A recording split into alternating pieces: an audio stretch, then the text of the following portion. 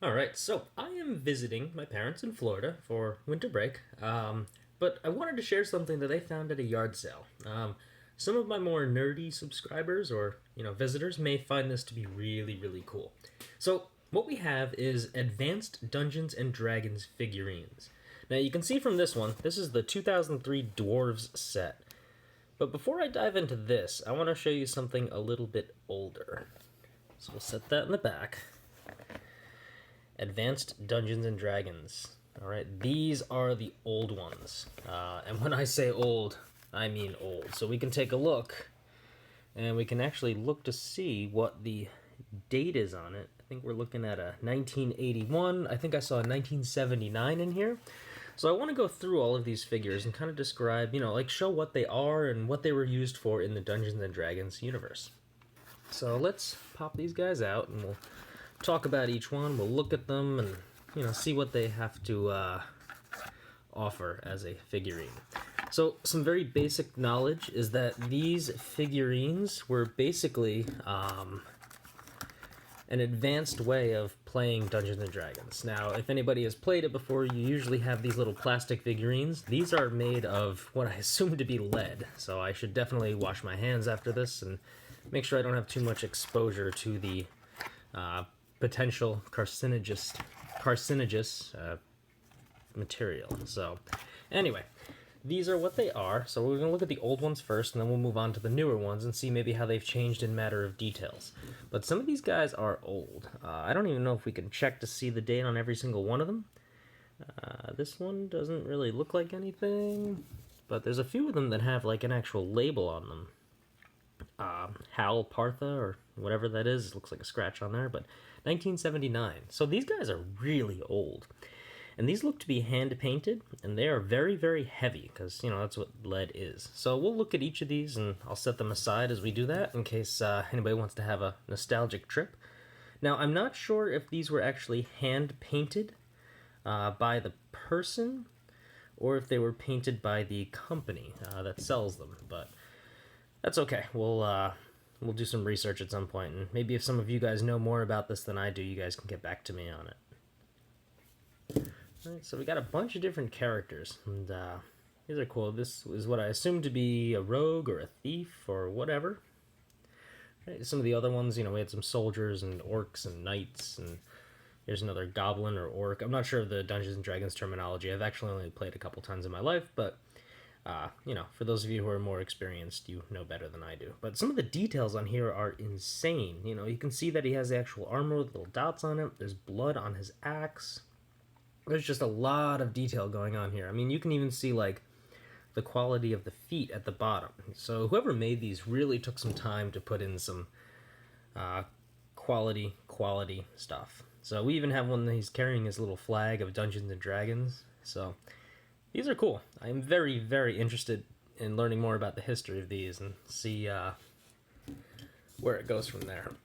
This is probably the most unique one, where the guy actually gets off of his mount, and it looks like the sword was bent, so I'm not going to touch that. But, I mean, this is, like, really, really cool at how, like, just nice and how high quality these are. One of the big things is these are made in America, so, they're probably some pretty good quality if they're made in the country that they're sold in. Looks like two guys grabbing a treasure chest. I don't know if these are worth anything or collectibles or highly sought after. I mean, I'm sure, anything that has like, early gaming culture and, 1980s Dungeons and Dragons stuff is probably valuable in someone's eyes, but I'm not sure. If anybody knows, let me know. I mean, my parents are probably going to end up selling these on eBay or something if they can find a buyer for them or something like that. But, they like to collect things that interest them and that are just very unique. And I think when they saw Dungeons and Dragons, they thought, wow, that's a really unique and nerdy kind of thing, but these look kind of old and they're pretty heavy, so they're probably made of lead. So they might be worth some money. I don't know. I'm not sure what that ding was. I'm in a room with a lot of different stuff. I'm assuming it's some sort of clock, but yeah, forgive me for that. All right, so yeah, these are pretty cool. Let's see, we got two guys with a crossbow. I'm assuming these are like a dwarven set, since like, it's a normal sized weapon with two people running it, and just also their size in comparison to others.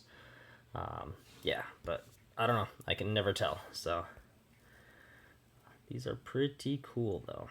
And again, like I gotta emphasize, these things are heavy. So anyway, that's the older collection of them. So let's move on to the other set, the Dungeons and Dragons, more of a modern 2013. Let's see if we can see any quality drop or anything like that. Alright, so first off, this is a dedicated box for them as opposed to what may have just been a hobbyist box that was kind of stamped. But let's take a look at these one by one. So these are not as heavy. I suspect these might be a different material or some sort of fill.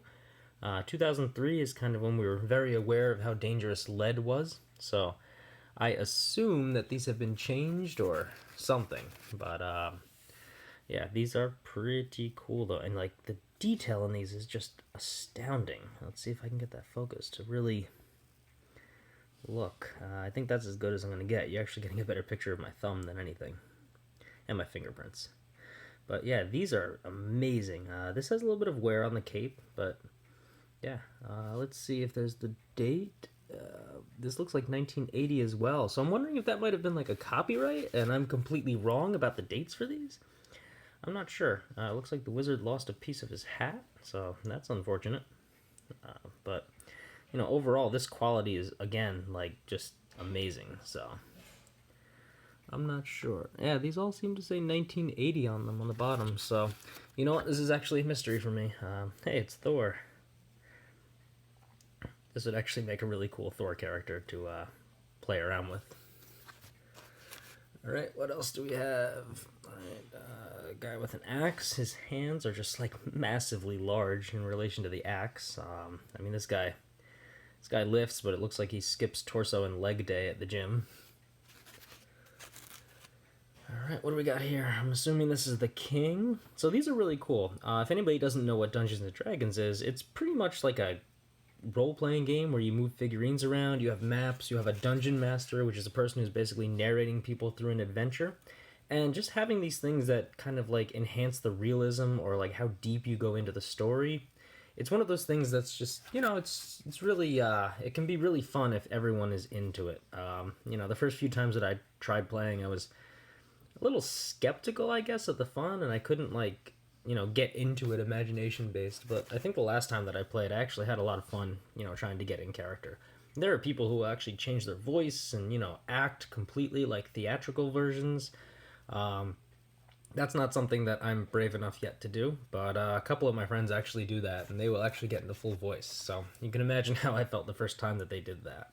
So yeah, I don't know. I like these. These are cool. You know, the weight and the heaviness is something that's interesting, and now I'm actually starting to question the entire, you know, the entirety of when these were made and what they're made of. I mean, these could be tin, these could be, I don't know, but if you look between the two boxes, so, you know, these other guys versus the new ones, there's a slight difference in weight. Like, these feel a little bit less dense, so if I grab, like, two guys who are about the same size, yeah, this is a little bit smaller, but I feel like he has a little bit more weight to him. So, I don't know. It's an interesting thing. So if anybody has insight on these, please let me know. And if you guys have any questions, comments, stories, memories, nostalgia, or anything else that you guys want to share, please share them with me. All right, thanks for taking a look at this, and happy holidays.